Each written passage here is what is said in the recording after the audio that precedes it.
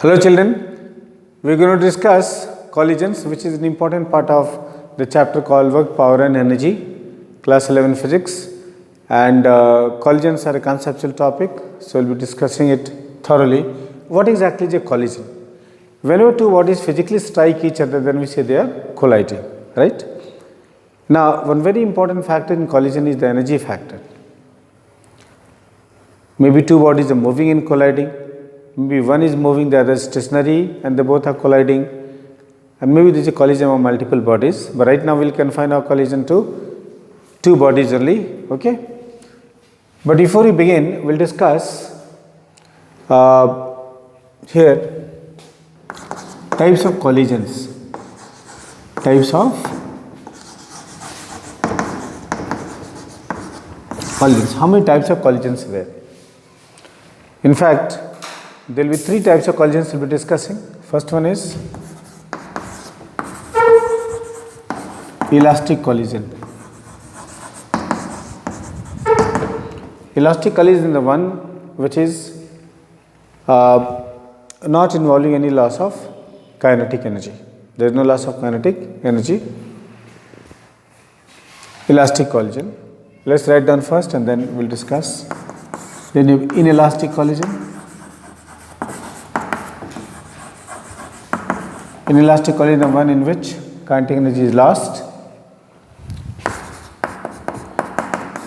Third one is semi-elastic collision. Semi-elastic collision.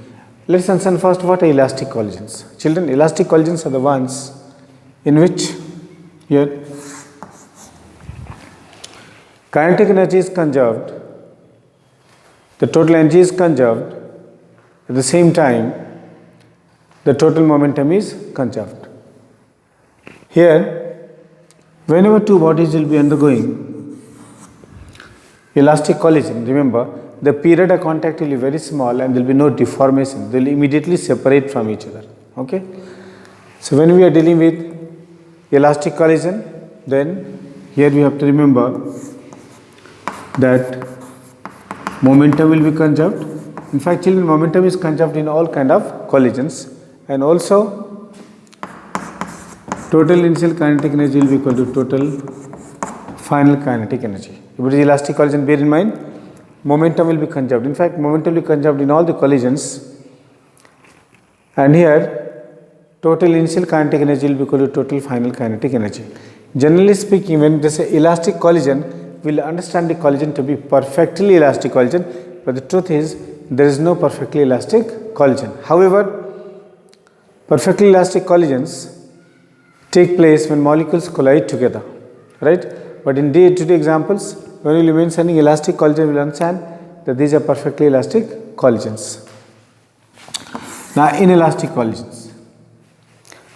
Whenever inelastic collision takes place, the bodies get deformed. They get what? Deformed. And they combine into a single mass. Like these two bodies, when they will collide, they will become a single large body. If it so happens, the collision is inelastic or perfectly inelastic collision. In fact, it is a plasticity that we see out here. The bodies will collide, their period of contact will be large, they will be deformed significantly and they will become a single mass. Like suppose this mass is M1, this mass is M2, and this mass will be M1 plus M2. Right? In inelastic collision, remember children, mathematically what we will be using? For this collision, momentum will be conserved, but kinetic energy will not be conserved. Kinetic energy will partly change into sound and heat, or will change into potential energy. Clear? So, here the loss of energy will be total initial kinetic energy minus total final kinetic energy. This should be kept in mind. We can illustrate elastic and inelastic collisions very easily. Suppose, let us understand elastic collision with an example. Suppose this is a surface. I drop a ball from here. The ball strikes the surface like this and rises back to the same height. then the collision is what? Elastic. Now, if you drop a ball and the ball remains stuck here on the surface, gets stuck to the surface like this, does not rise at all, then becomes what? Perfectly inelastic collision. However, if the same object collides with the surface and then rises with a smaller velocity, you can see this height is h, and now this height is what? H dash. The object is no longer able to reach the same height, then we call it what? Semi-elastic collision, right? So we will be discussing elastic collision, inelastic, and finally we will come to semi-elastic collision at the same time, okay? Now there are certain key terms, children, related to collisions which you have to understand, like we have number one, line of impact. Line of impact. Let's understand what is line of impact. Line of impact is something like this. Suppose one object is moving like this, M1, and collide with an object M2 here. Clear? Now when they collide, the object come in contact like this. Now if at the common point here, we draw a tangent. We draw a tangent. Then perpendicular to this tangent is called line of impact. Clear? So line of impact generally will be the line which is joining their two centers. These are like two spheres, no? They are touching. So you know the centers will lie along the common line. So generally the line of impact will be the line passing through both the centers. Clear? Then we have direct collision. Direct or head-on collision. We will be using this term, direct or head-on collision. Now what is direct or head-on collision? If, let's see here, two objects are moving. Now the centers of masses are also moving in the same direction as the objects are moving. Right? Then we say that the collision is direct collision or head-on collision, meaning a collision will be head-on collision if the center of mass of the two bodies moves in the line of impact. So you can see here the center of mass will be somewhere here in the middle, and it will move in the same direction as the objects are moving before the collision, meaning the line of impact will be same as the motion in which the center of mass is moving. If it so happens, then we call it what? Direct or head-on collision, right? This is also an example of direct or head-on collision. Now we have oblique collision. Oblique collision. Now see, if center of mass of the bodies is moving differently than the direction in which the line of impact is directed, then it's called oblique collision. So you can understand something like this, that if two bodies are traveling along different directions and colliding, then it will become what? Oblique collision. Like suppose one mass M1 is moving like this is M1, another mass M2 here is moving like this. The moving at angles alpha and beta. Suppose this angle is alpha, this angle is beta. Then this collision will be considered as what? Oblique collision. So we will be coming to all these collisions. We will first be dealing with head-on collision or direct collision between two bodies, elastic collision. Okay, let's see. Alright children, here we are going to discuss now elastic collision in one dimension. We are making certain assumptions. There are two masses M1 and M2. They are moving initially with velocity u1 and u2. They are colliding, and the velocities of the collision are v1 and v2. Obviously you can say this is a case of direct collision or head-on collision. u1 and u2 are given to you, and you have to calculate v1 and v2, right? So we will say let velocities after collision are v1 and v2 respectively. Clear? Now Since the collision is elastic collision, then what all will be conserved? The kinetic energy will be conserved, the total energy will be conserved, that is, and the total momentum will also be conserved. Okay. So, I will say using conservation of linear momentum, sigma pi is equal to sigma pf. Let us use, before collision both are traveling in the same direction. Momentum of m1 will be m1 u1, momentum of m2 will be m2 u2, right? Momentum of m1 after collision will be m1 v1 and m2 will be what? m2 v2. So, we write m1 u1 plus m2 u2 is equal to m1 v1 plus m2 v2. This is equation 1, right? Now, we can modify this also and write. How we modify and write? When this m1 term on the left hand side, it becomes m1 u1 minus m1 v1 is equal to m2 v2 minus m2 u2, right? So, we have collected now the terms m1 on one side and m2 on the other side. We can take m1 common, u1 minus v1 is equal to m2 into v2 minus u2. Actually, equation 2 is modified form of equation 1. Okay. So, we got this equation by using conservation of linear momentum. Now, the next equation I will be getting by using conservation of energy. So, using conservation of energy, and which energy we are conserving, children, here? Kinetic energy. So, if I am using conservation of energy, children, so what do we get? Sigma k initial is equal to sigma k final. So, the equation is half m1 u1 square plus half m2 u2 square is equal to half m1 v1 square plus half m2 v2 square, right? So, you can cancel out half from both sides, bring m1 term on the left hand side. So, what do we get? m1 into u1 square minus v1 square is equal to m2 into v2 square minus v2 square. I will say this is equation 3. And children, by using these two equations, these three equations, actually we have to get the values of v1 and v2, right? So, what I will do is, I will divide equation 3 by equation 2. Let us divide.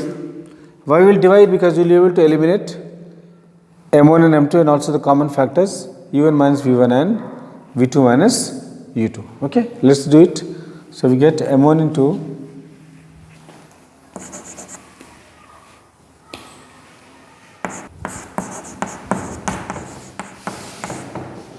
divided by m1 into u1 minus v1 is equal to m2 into v2 square minus u2 square divided by m2 into v2 minus u2. Now, children, we will consider the common factors. If we cancel out from here, we get u1 plus v1, cancel out the factor also, v2 plus u2, right? And from here you can get v2 is equal to u1 plus v1 minus u2. So, this is a very interesting relation you got, v2, velocity of mass m2 after collision, right? Okay. Now, we'll put the value of v2 in equation 1, because once we got v2 in terms of v1, we have reduced to a single variable now. Therefore, from equation 1, if you go to equation 1, what is equation 1, children? m1 u1 plus m2 u2 is equal to m1 v1 plus m2. v2 is how much, children? u1 plus v1 minus u2. So, this is the equation. Now, we are going to simplify. We get m1 v1 plus m2 u1 plus m2 v1 minus m2 u2, and that is equal to m1 u1 plus m2 u2. Clear? Now, what I will do is, actually I am solving for v1. So, I have got two terms involving v1. This is m2 v1. I'll keep these two V1 terms on the right hand side and I'll bring this U1 term on the left hand side. So if I do it, then what do I get? Let's write it down. If you bring it on the left hand side, you get M1 U1 minus M2 U1 plus M2 U2, M2 U2 will be how much? 2 M2 U2 equals to, between these terms V1 is common, so V1 into M1 plus M2. So from here children we get V1 is equal to, what is common between these two? U1 is common, so we get M1 minus M2 divided by M1 plus M2 into U1 plus 2 M2 U2 divided by M1 plus M2. So children, you got the velocity of mass M1 after collision. Similarly, I can use symmetry and write V2 will be equal to M2 minus M1 divided by M1 plus M2. If I use symmetry in the equation, U1 will become U2 plus twice M1 U1 divided by M1 plus M2. So children, you need to remember these two values. We will be quoting these values many times as we discuss this equation, okay? So remember all this, okay? Now we will be seeing when M1 and M2 are combining elastically, these are the velocities after collision. Now we will be seeing many special cases in this collision, and you should remember these special cases. Case 1, when M1 is equal to M2, meaning what will happen when two bodies are colliding elastically while moving in the same direction when their masses are equal. So say M1 is equal to M2 is equal to M. Children, if I put M1 M2 is equal to M here, then this part becomes how much here? 0, and then we get 0 plus 2 MU2 divided by 2M. So U2. So here you got V1 is equal to U2. And similarly V2. If you are writing V2, then this part becomes how much? 0. M1 minus M2 becomes 0. So this is how much? 0. So this becomes 0 plus 2 MU1 by 2M. So it becomes V2 is equal to U1. Now this is a very interesting result. Meaning when two bodies will collide here, suppose this mass is M, this mass is M, velocity of this one is 4 and this one is 6 before collision. Then after collision what will happen? After collision they will interchange the velocities. 4 will become 6 and 6 will become 4. That means in this case what happens? Velocities are exchanged. So if M1 is equal to M2, then velocity is exchanged. So if two balls moving elastically in the same direction, they will collide and the masses are equal, then they will interchange their velocities. Velocity of A will be taken by B and velocity of B will be taken by A. This is case 1. Now case 2,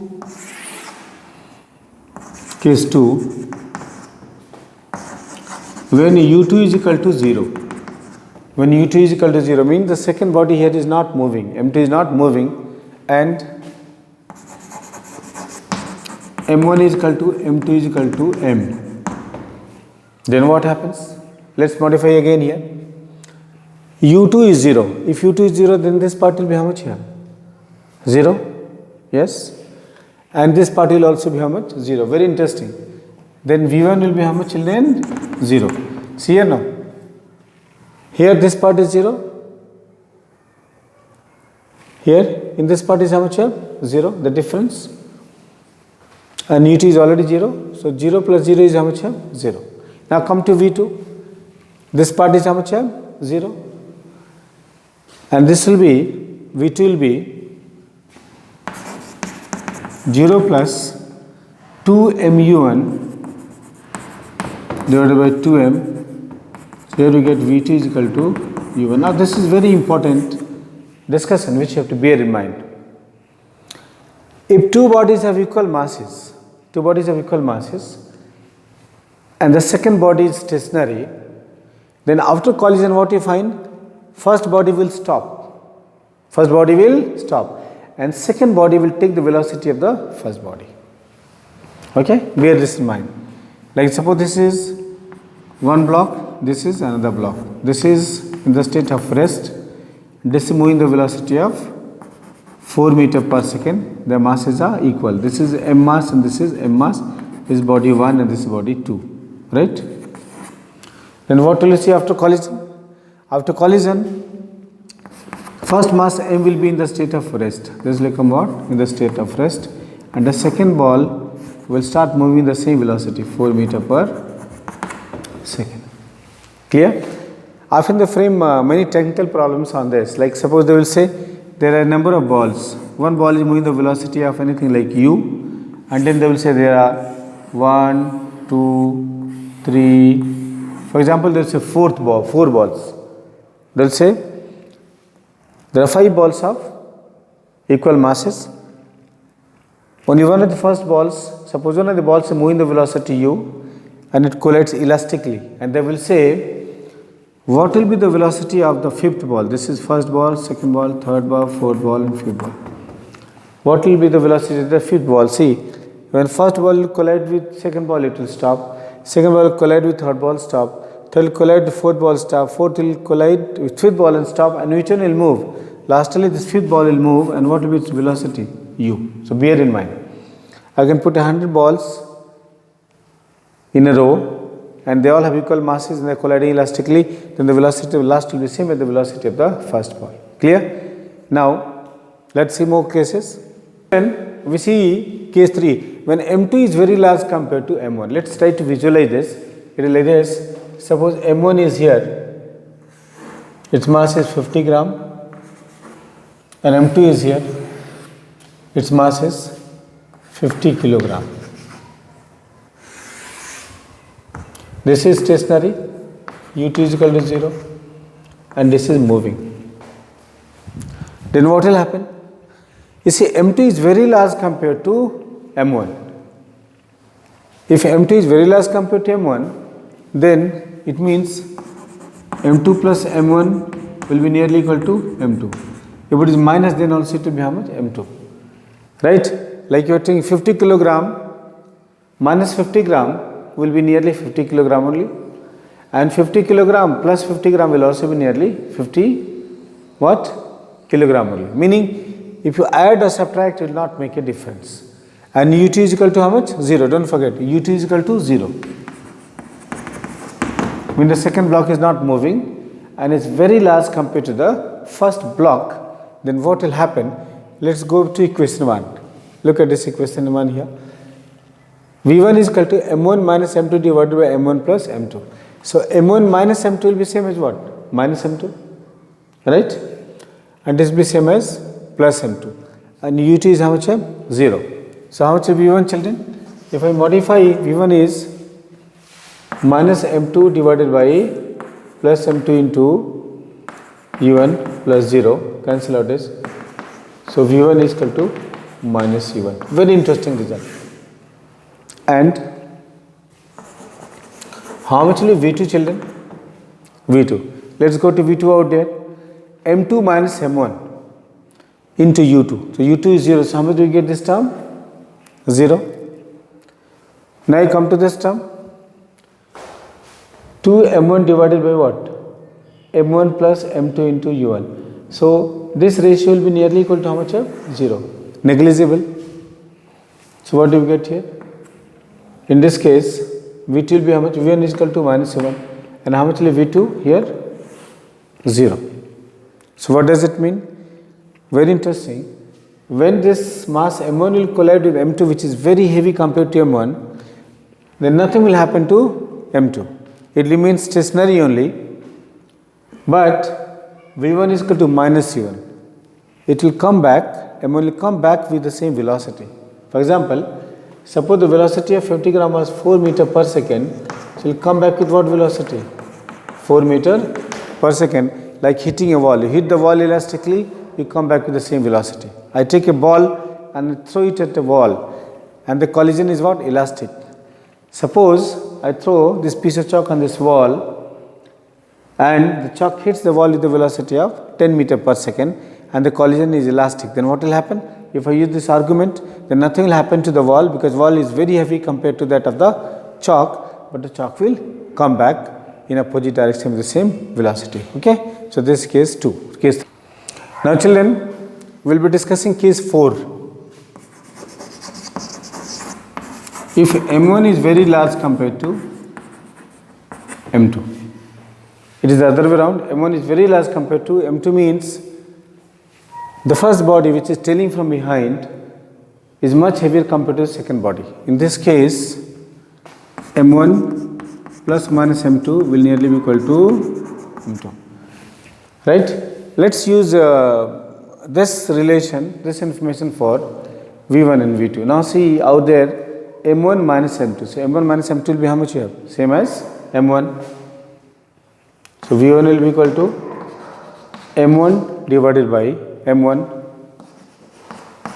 into U1. So what do you get? V1 is equal to U1. That means velocity of the heavy object will be same as its initial velocity. Now what will happen to the velocity of the second body, the lighter body? V2 will be equal to M2 minus M1 will be same as minus M1